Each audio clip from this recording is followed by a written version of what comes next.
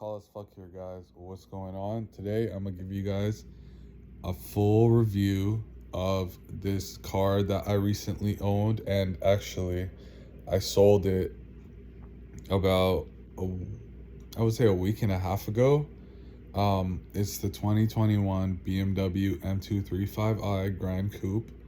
I had a white one with red interior, or like orange, red orange. I don't know what it was called, but basically, I've owned the car for about 10 months, and I've owned it for 10 months. And I just want to give you guys a quick summary about the car. Now, let's talk about the way that it looks. It's fucking weird looking. At first, I kind of rushed into it. I didn't really think about it. I just saw, I went from a Subaru STI, and I've never had a German car, so the fact that I had a BMW was like really cool to me. Okay, so at the price point, I was spending 650 a month on this car. I put 600 down, so it could have been a little cheaper if I put more down, but in the end I paid $650 a month for this car. And it is supposed to be like a BMW version of an Audi S3, because it has like the same power, looks similar. It's a four-door small size sedan, so it's like a Gran Coupe. So yeah, it was just trying to be a BMW version, but issue was that the front end looks too oversized. The rear end is probably the weirdest thing on the car. It just looks like the BMW X6 rear end, which is odd because that's like an SUV, hot hatch, wagon type of car. It's supposed to be an SUV, like hatchback mixture. Now, the 2 Series Gran Coupe is a fucking sedan. Why would you throw the rear end of a SUV hatchback onto a fucking sedan? It doesn't make sense. Okay? It was not proportionate at all. The car looked the trunk area was too big from like bottom to top. It just looks so weird. I don't know why they would do that. And then the taillights were like these long, skinny, weird taillights, and it just looks so odd. Like, I don't know why they would think to make the car look like that. And on top of that, if you look at it from the side, it looks like a fucking Kia Forte. So it's a very odd car. Like, the whole body is just odd dimensions. Nothing is proportionate to each other. It just looks like they took 3 different types of cars and put them together, but not in a good way, in a bad way. So, doesn't look good. It's a 4-cylinder, which if you're owning an M series BMW, like, that shit needs to at least be a 6-cylinder, inline 6 or whatever.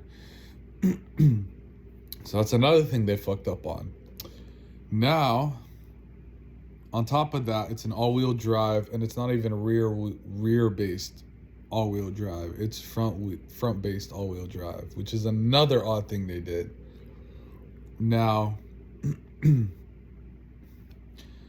I will give it one thing. It's a really quick car. It's a lot quicker than you would expect. It's 301 horsepower and 337 pound-feet of torque, which 300 horsepower didn't sound like a lot, but for the size of the car and it being all-wheel drive and it being like a BMW, even though technically it's built on a fucking Mini Cooper platform, it's a BMW. It has a BMW motor in it. It's a quick car. It has a B48, which is the 4-cylinder motor, whereas the B58, which is what's in the Supra, and all the like new M models, like the M340, M440, all those cars, the Z, I think 8 or whatever, 40i, they all have the B58, just like the Supra. So those are good motors.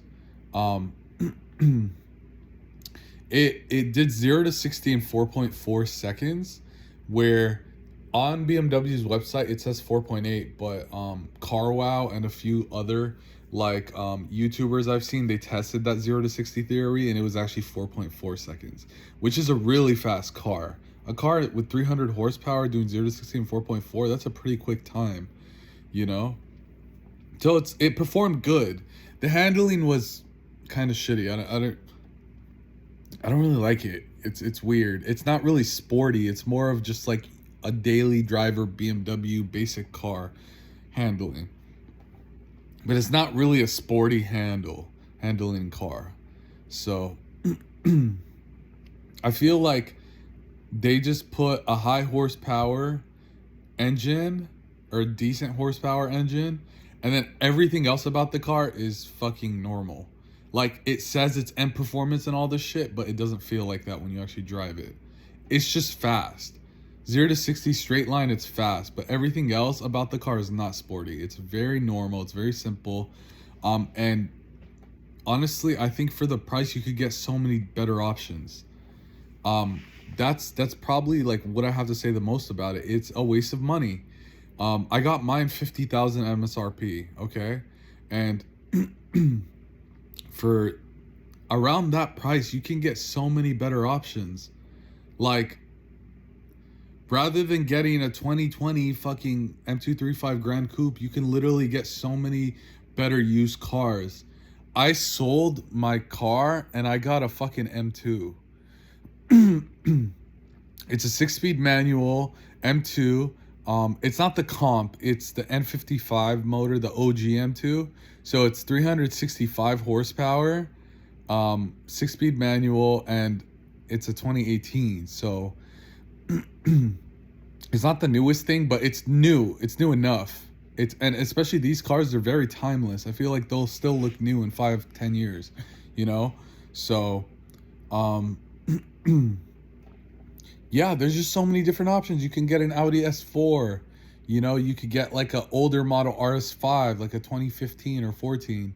You know, there's just, you can get an M235 Gran Coupe, but I just feel like, I don't know, like, and I mean, even with an S3, I wouldn't spend 50, 60K on a car that small. Like, they perform decent, but there's, for 50K, you can get a used M3 2016, 2017 with like 30,000 miles. Like, there's just, the options are endless. And the M235 Gran Coupe, I will rate it like, as a general car, I would rate it like a 6.5 out of 10. Performance wise, I would say like 7.5 out of 10, maybe an 8. It's an above average performing car. But in general, it is just not worth it. There's so many better choices that you can get, you know? So I would literally, I mean, I did it.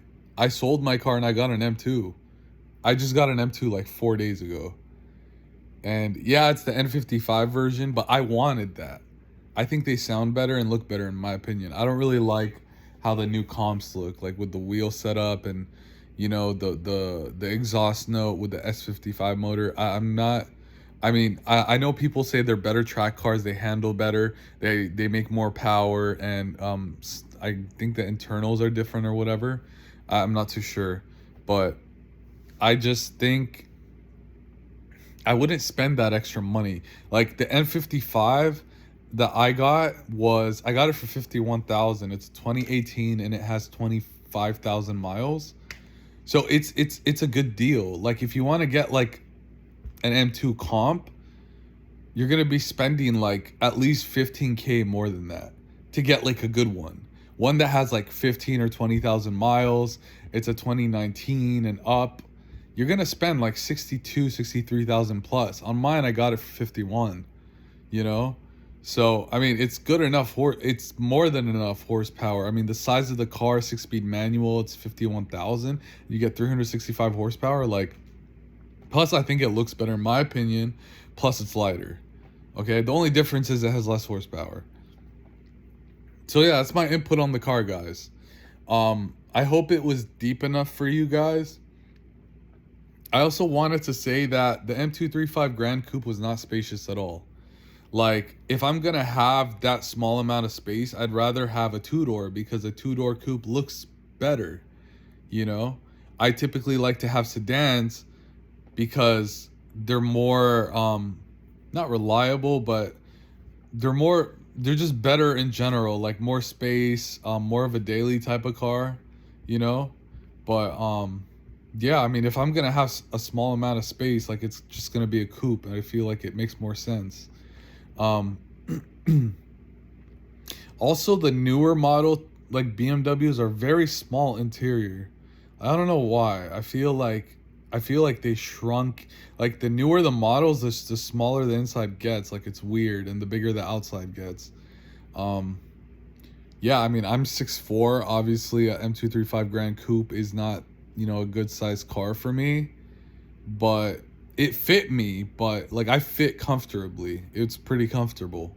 But the back seat wise, like, there's literally not even like 3 inches of space for your feet, which is nothing. That's literally like you're gonna be touching the seat in front of you, you know. Um, yeah, I never really had anyone sit in my back seat. Maybe, I don't know, because I was like embarrassed how small it was. I don't typically have people in my car. It's typically just me or my girlfriend.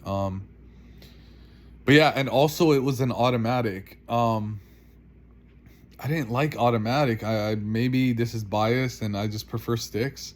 But the automatic, I mean, it shifted quick. But yeah, the car didn't really sound good at all. And automatic, I mean, at least if it was a stick, I would have probably preferred it more.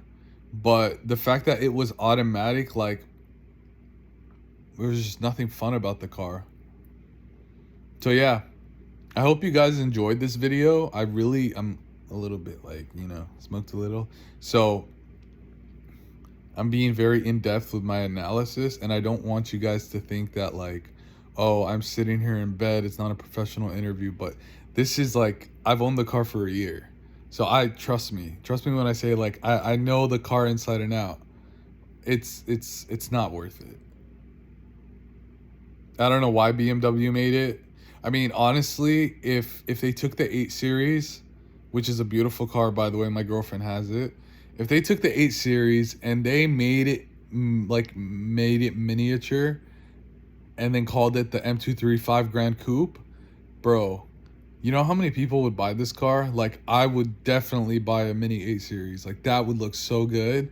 And imagine if they threw like a inline 6 in it, like the fucking, the new M340 motor, the B58. Like, that would be insane. The car would fucking perform so good, and people would actually pay $50K for that car, But I don't know. They fucked up big time. I feel like they're really wasting so much of their money and time on this car, because no one's gonna buy that car. Honestly, the amount of M235 Grand Coupes I've seen on the street is fucking zero. Where I live in LA, I have not seen a single one in a year. All I've seen are 228s, and I'm assuming because those are just like some younger girls, getting something cheap that's BMW, whatever, 30,000 for a 228, like, to each their own, because that's more affordable. But the M235 Grand Coupe, 50K MSRP, that's just like, I don't know, the car's just fucking ugly. No one would look at this car and say, I'd pay 50K for it. I mean, I did it because I was hyped with BMW. But eventually, after a month, I like regretted my decision, and I felt like I rushed into it. So, I mean, I wish I could take that back, but obviously I can't. And, I mean, who doesn't really matter, because like, now I have a fucking M2 and I love the car so much. It is probably my favorite car I've ever owned, and I've had a lot of like performance cars. But yeah, it's definitely my favorite car I've ever owned. I think for the price, you're given so much and you get so much out of it.